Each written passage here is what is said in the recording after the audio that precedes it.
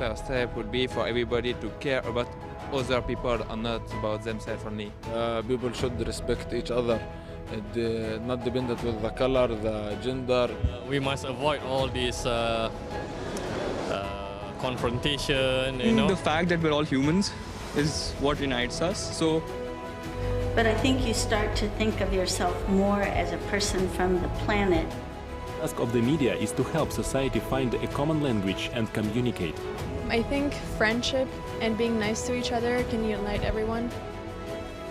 I want to live in a society where the people are very conscious, so they make conscious decisions. Work for the sake of society, for the sake of love, for the sake of connection. I see that all people want two things: love and respect. A compassionate society, a society that understands that your needs are, validated. What unites us is being in relationship with each other. It's about humanizing the human society. Everybody has to be informed in a proper way. Let's support each other. Let's help each other, no matter what another person may have. In the creative society, human life will be of highest value, and the best human qualities will prevail. Hello, dear friends, and welcome to Lecture TV Ireland. Today, we will talk about the creative society with a very interesting guest. I'm going to introduce her a little bit later. We will ask her to share her vision of society where everyone feels safe and lives fulfilled life.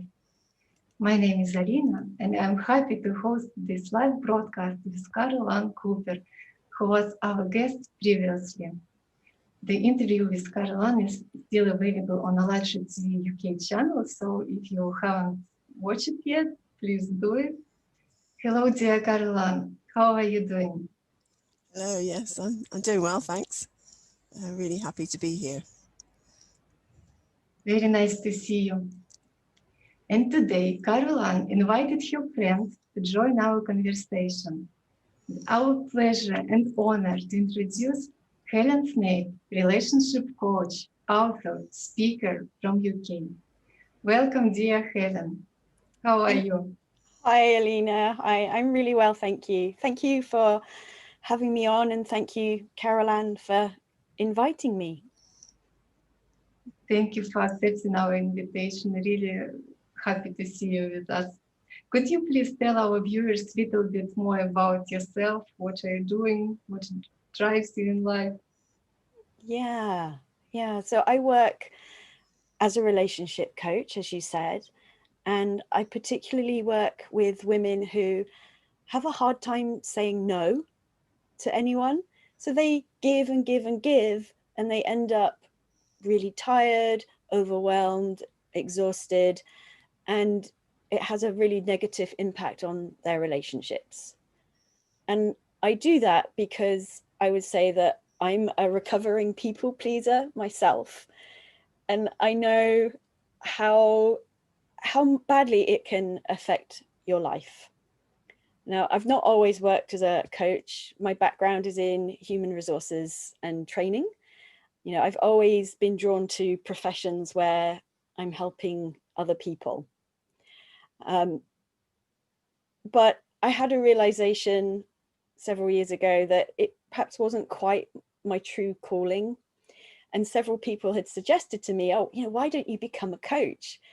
And I ignored them for a while, but eventually the message got through, and I decided to end my job and go and train as a transformational coach with a view to becoming, an HR consultant who did a bit of coaching and mediation and other things. But as I went on my journey of learning to be a coach, I realized that that wasn't really where my passion was. And I realized, if I'm going to do this for my job, then I need to do something that I'm really passionate about. And that is helping women who are also on that journey of recovering from people pleasing in their relationships. Yeah.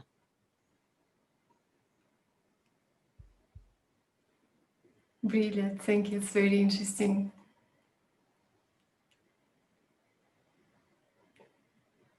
Dear Caroline, we can't hear you. I muted myself because I was coughing. I didn't want to. Okay, yeah.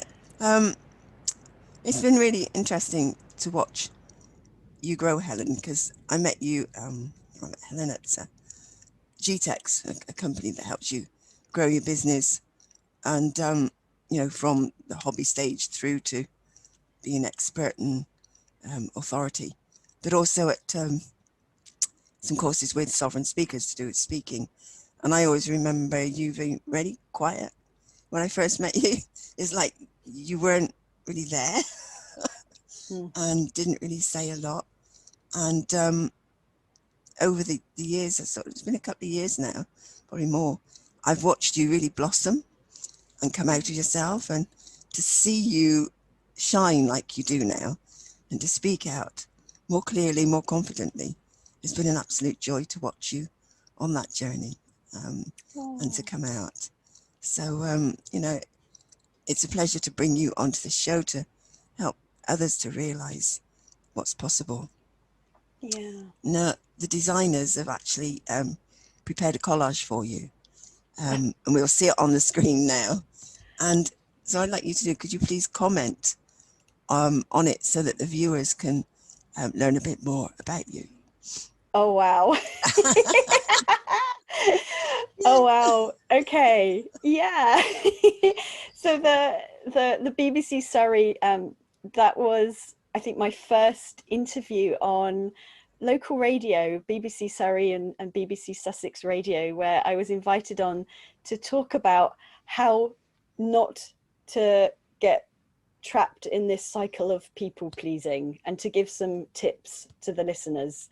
And I've been invited back a few times since. And I listened back to that interview, and I can hear how nervous I was. And it was a big step for me, appearing live on radio. Oh my God. But it's one of those things where, once you realize you can do it once, you realize you can do it again. And then the next time is less scary. So that was an amazing opportunity. And then the picture below it is actually me speaking in February this year at my first ever live networking event.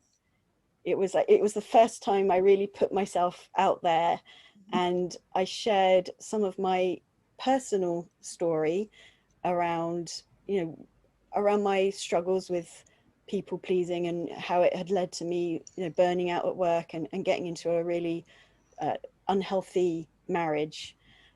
So it was incredibly scary, but it was a real growth moment. And I was really blessed that I did that at a local networking event, How Does She Do It, which is just so supportive. It's basically, women coming together to support each other in developing their businesses. And they're just like a really lovely group of genuine, real people. And then in the middle there, I had a feature done on me by Powerhouse Global magazine, which was again like amazing to me. It's this international publication, and they wanted to feature me as as a thought leader around how to stop people pleasing in your life and how to really make the most of your life. And then below that, the how to handle difficult conversations with confidence. That was the first ever webinar that I have ever run. And that was probably only in September this year. So again, it's like another milestone for me because I'd never done anything like it before. And and it went better than I expected. And I got some lovely feedback from it. And in fact, the reason that I did it at all was because I'd taken the step of speaking at the Women's Economic Forum in July on the same topic, how to handle difficult conversations with confidence. And that had been so well received, and I won an award for that, that I felt that the message that was in that talk, I needed to share it more widely. So that was kind of my reasoning behind that. And then the award, the GTEx, which is where I met Carol Ann, they very recently had an awards ceremony, and I was a finalist in 3 categories: speaker, best newcomer, and outstanding contribution. And it was only, I think, like last weekend, so that hasn't really sunk in yet. It really hasn't. I'm like, oh my God, what happened? What happened? Yeah, and it's, I suppose, particularly touching to me to have been a finalist for the Speaker Award, because, let me see, where are we? Probably this time last year, I was terrified of speaking in public. I would never be doing an interview like this. So, I feel like I've come a long way on that journey. I've got a long way to go, but yeah, come a long way. And then, yeah, and then earlier this year, I was a finalist for the Woman Who Achieves Solopreneur Awards. And that was in the category of overcoming adversity. And that really related to more like my personal journey, that in 2015, I ended a very long abusive marriage that I had been in. And really that was the turning point for me to really start rediscovering who I am, and to start rebuilding my self-confidence and my self-belief, which then led to me deciding to change my career and becoming a coach and helping other women. So yeah, thank you for that reminder. That's amazing. Thank you so much for sharing your story. It's just amazing, and I can't imagine how what you had to come through to become who you are now. But I agree with Caroline, you're just shining, and it's so contagious, and I really feel that how much you love what you are doing, and that you really love helping people, and it makes you happy. Thank you so much for that. And I would like to ask you to open up a little bit the topic of how important is it for people to speak up, without feeling guilty or something, just to step over all these barriers in our own mind and talk openly and honestly about what we want. How do we see our own future? Could you please? Yeah. I suppose what happens when we don't, like, and it's really interesting actually that you mentioned being honest, because I think that's something that we don't often think about, that when we are trying to please other people and we're trying to fit in, then actually we're not being honest. We're not being honest with other people, and we're not really being honest with ourselves. And I suppose the trouble with that is, for a start, it will build up resentment inside of you, because you're doing things that you maybe don't want to do, and you're going along with things that other people want you to do, or things that that kind of drag you into, and that just builds up inside of you, like these difficult feelings, like you don't want to acknowledge them, and they build up inside of you, and that can lead to long-term problems on its own. When we don't really acknowledge what we're feeling, they build up in the body. And I'm sure that's why I used to go around basically tired a lot of the time. But what, for me, it really means in terms of our relationships is, because we're not being honest and we're not really showing who we really are, then of course it's going to have a negative impact on our relationships. Like, it's going to block that level of connection and intimacy that we all need and we all want from our relationships, because the other person can't really get to know us if we're not being honest and we're not showing up as who we really are. And so it stops us actually from getting what we want out of relationships. And it also means that in other areas of our life, like in our career, that we often end up playing small and safe, because again, you know, we're worried about what other people think, and we want to fit in and do the right thing. And so we don't perhaps take risks, and we don't speak up. And so we just end up having quite a small life, when, you know, potentially there's like so much more waiting for us out there. Yeah. Yeah, certainly is so much more out there that we don't realize. And I think it is this not realizing. I don't know how you find that, but were you aware that you weren't, or that you were a people pleaser at the time? Do people actually, are they aware of it, and how could they become aware of it? What are like the sort of the alarm bells that they could start listening for, or feeling for, or seeing? And then what could they do about it once they've got the alarm and they've gone, oh, you know? I think you're right. I think the first step is like recognizing that that's something that you might be doing.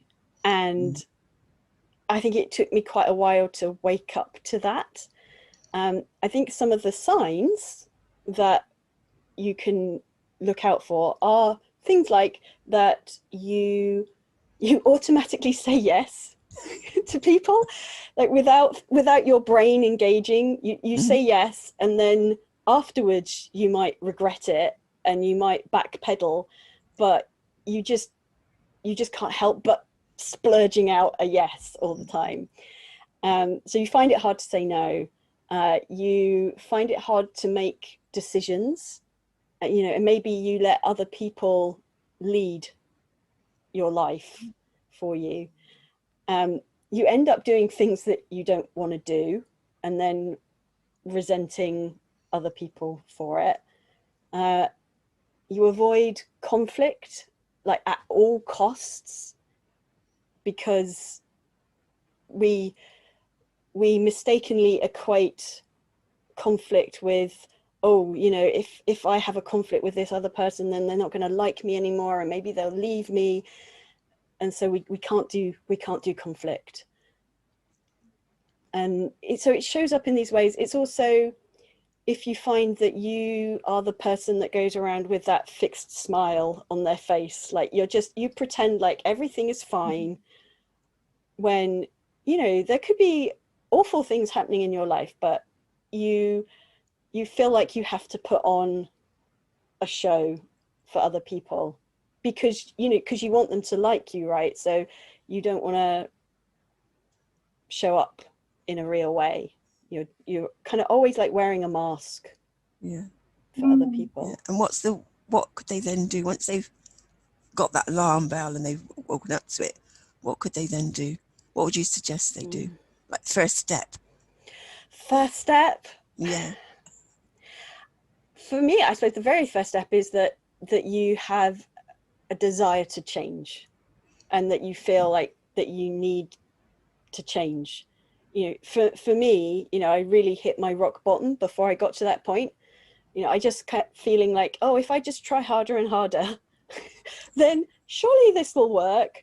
And it didn't. So, you know, you have to get to that point where you're like, oh, this isn't working for me anymore. Like, it's just not working. And then I would say, you know, find some support. like whether that's with a group or a coach or just like a good friend that you know exhibits healthy relationship behaviors and is a safe person. Because I think it's very hard to unpick this kind of behavior and to change on your own. Like there is a lot you can do on your own, don't get me wrong, but I think it's really helpful to have people to encourage you on your journey and to support you, you know, when you struggle or you hit obstacles. And then kind of something that you can start doing for yourself is learning to train your attention. So bringing it back to yourself, because when we are in people-pleasing patterns, our attention is completely other focused and we aren't in tune with ourselves. So it's bringing that amazing attention that we give to everyone else and bringing it back to ourselves and beginning to ask, ooh, you know, actually, what do I think? What do I feel? What do I need? So, you know, ultimately it is taking responsibility for ourselves. Yeah. Just amazing answer. Thank you so much. Yeah, absolutely agree with you. Attention is the key for everything. If you put our attention into fear, it just limits ourselves. But we put our attention to our feelings, into the source of happiness and life inside of us. Everything is changing. And, you know, listening to your answers, I thought that the pretty much approach can be taken for society, because for some reasons we get used to keep silent. We never spoke about what we want. Well, now we do, but for a long time we didn't. We only complained. But why? It is so inspiring. It is so great when people express themselves openly and freely, isn't it? Yeah. And now I wanted to ask you the question we ask all people all over the world. Could you please describe the society where you, your family, your friends, and everyone will live happily? Yeah, I've been thinking about this quite deeply, and for me, the key to living a happy life is in having healthy relationships and having really healthy emotional connections with other people. And I'm really inspired by, I think it's a book by Bronnie Ware, which is about the 5 top regrets of the dying. And it's really telling, like, you know, the regrets of the dying are not, oh, well, I wish I had worked harder. I wish I'd spent longer in the office or things like that. It's things like, you know, I wish I had stayed in touch with my friends. Or, you know, I wish I had expressed my feelings and spoken my mind more. You know, it's about connections with other people. So, you know, so my like deepest wish is that we all learn how to develop these healthy relationships with each other. And I think we can do that through, for a start, you know, through educating people about relationships, because it's like, it's something that isn't taught at school, and maybe it should be. Like how to, like, what does a healthy relationship look like? What does an unhealthy relationship look like? You know, how do we have a healthy relationship? How do we communicate with each other in honest and loving ways? so there's kind of an education part for me, but then there's also perhaps undoing some unhealthy relationship stuff that we've almost like inherited, because, you know, some of us grew up in dysfunctional families, you know, others, you know, maybe there was nothing ever so unhealthy, but, you know, our parents, they just do what they learned from their parents and so on and so on. And I think you're amazingly lucky if you grew up in a family where just everything was perfect. Everything was perfect in terms of, you know, the relationships and what you were taught. And so I think there's some unlearning of perhaps unhealthy relationship behaviors that we've picked up as we grew up, because when we undo them, we've then undone them forever. You know, we can then pass on to future generations what we've learned, and thus creating, you know, a bigger environment where there are more of these healthy relationships, where there is more happiness. Yeah. Yeah, it's very, very true. And these healthier, happier relationships, they have an impact on the development of personality. So in the creative society, how do you see development of personality? You know, what conditions can help people to develop and implement their abilities and talents? Yeah. I think in order to develop our talents and creativity, it's allowing our children to follow those talents and gifts, and not imposing what we want them to do, because, you know, there can be a lot of pressure and expectations from parents, you know, either very explicitly, like, well, you should go and be a lawyer, or maybe just implicitly, you know, with messages that we pick up about, you know, well, you know, you should go and get a 9-to-5 job, or, you know, you should value going and getting the highest paid job that you could ever do, or, you know, or you should go to university, like, you know, you just should go and get as much education as you can. So there are like all these shoulds and expectations, and so I think it's learning, like, not to put these on our children, and then for those of us that are grown up, it's unpacking, you know, what expectations am I carrying around? You know, what expectations from other people am I carrying around? What, you know, like they're like heavy suitcases, right? That we can drop, but, you know, we have to become aware that they're there. So that is about self-exploration and learning to tune into our real self, rather than perhaps what our ego is saying. Because I was thinking about this, and I was thinking that, you know, when I was growing up, for example, one of the careers that I thought I wanted to pursue was to be an actress.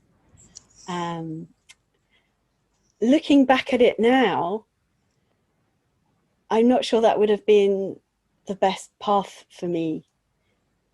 I think that was probably coming from my ego, because if you remember, like, my pattern was to please other people. And so by being an actress, it would have allowed me to always be pleasing other people, and it would have allowed me like not to be myself most of the time. So for me, that would have perhaps not been the right path. Whereas, you know, tuning into who I really am now, it's tuning into those things that really light up my life, that bring me joy, that I'm, you know, tapping into the gifts that God or the universe has given me. Yeah. Thank you. It is so important. I absolutely agree with you. It's too much pressure in the modern world, and it is so important to explore our true nature and to just to be honest with ourselves. What do we want? What do we strive toward? And you know, while undertaking millions of social surveys and conducting interviews with different people, participants of Flutter International Public Movement asked people from all over the world, what world would you like to live in? And we found out that all people, regardless of their nationality, religion, social status, and so on, have very similar vision of it. And that's how the 8 foundations of creative society were formed. So they can be found on ALLATRA TV, or ALLATRAunites.com, our website, which you can see now on the screen. And one of these 8 foundations, the foundation number 6, called Development of Personality. And I would like our technical support to show it on the screen, if possible. Yeah, thank you so much. And Helen, what do you think about this research in general and about this 6 foundation in particular? Yeah. To me, this contributes to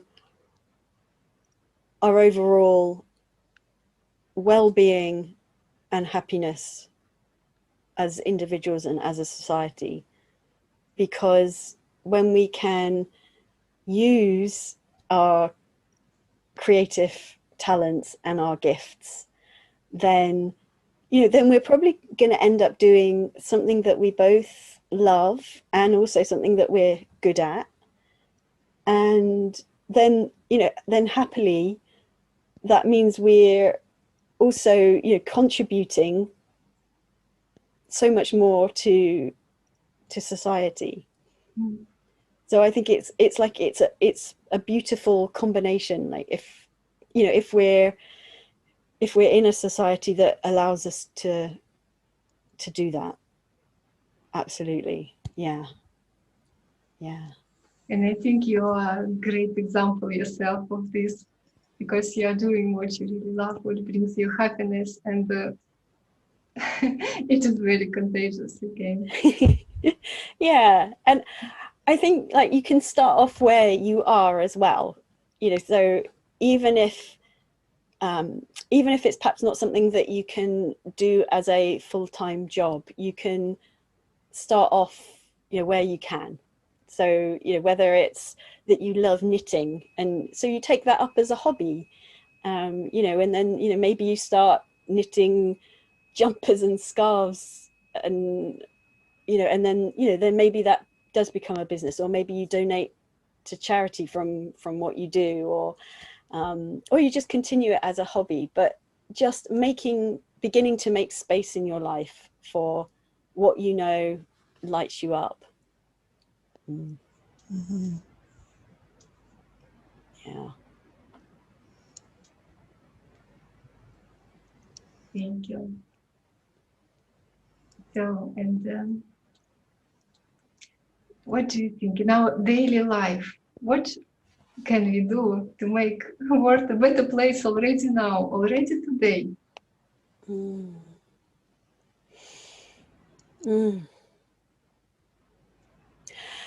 I think it's about tuning into our real selves and following what we know to be right and true. I think it's about encouraging other people to do the same, and sharing what we've learnt, you know, not to force it on other people, but just to open it out, you know, say, look, you know, this is what I've learned, like, because I think we can all learn from each other.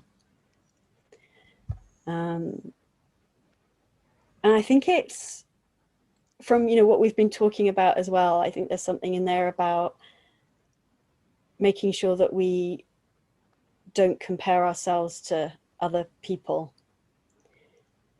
Oh yeah, it's very important, absolutely.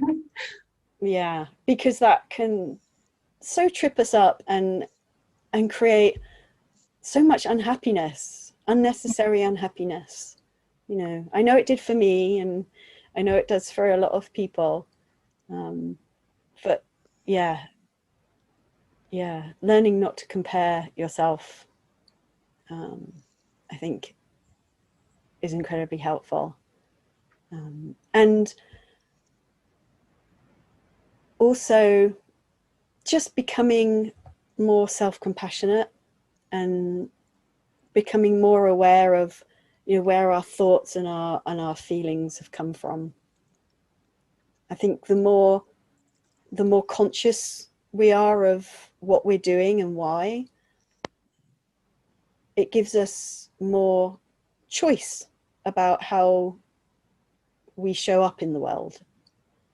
It helps us to see, you know, maybe patterns of behavior such as people pleasing that we've got caught up in, and it begins to give us choice about actually how do I want to show up in the world.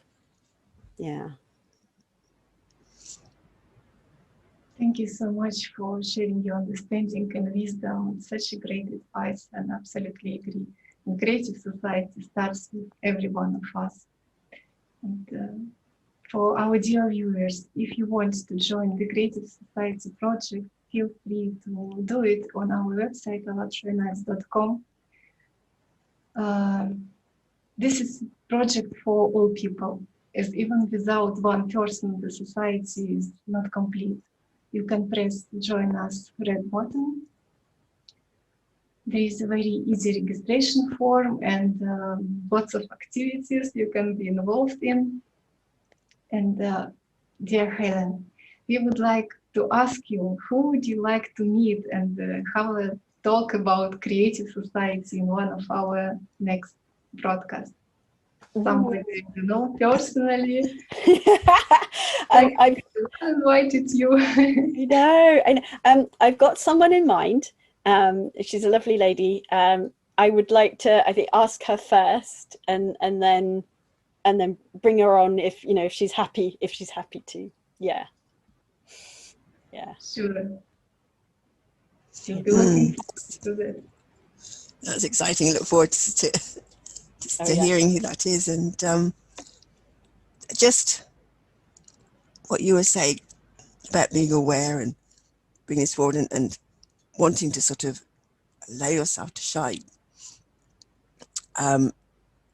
What's something that you'd finally like to say? What's one last piece of information, or not information, golden nugget that you'd like to share with everybody?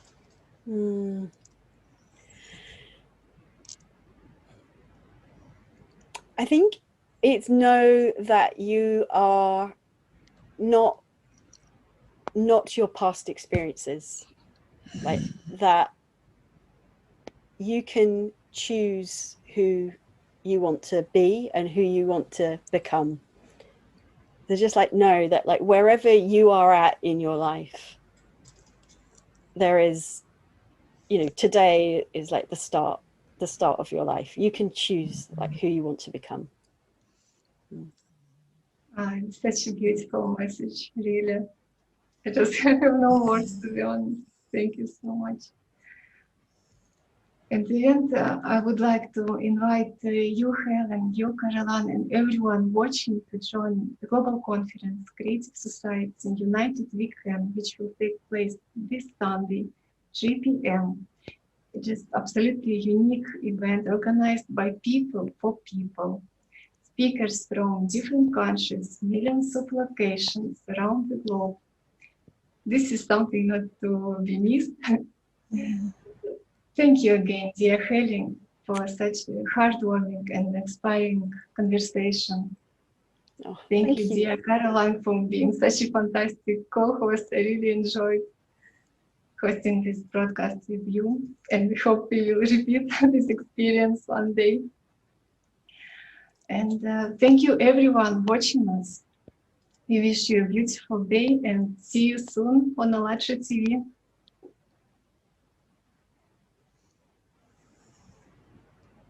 Bye now.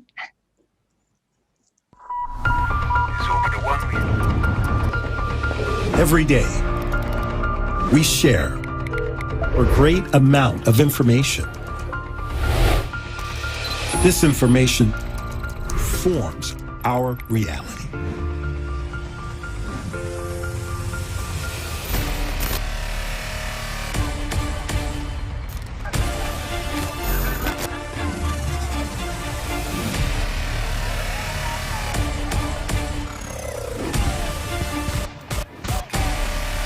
Is this the way we wish to live?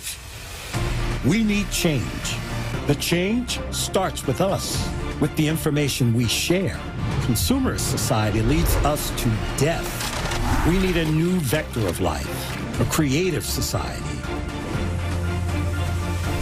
It is up to you and me to build a creative society worldwide, where human life is the main value. Development of humanity is the main aim. Human safety is the main priority. Is it possible to build a creative society now? Yes. All we need to do is unite in one common idea, a creative society.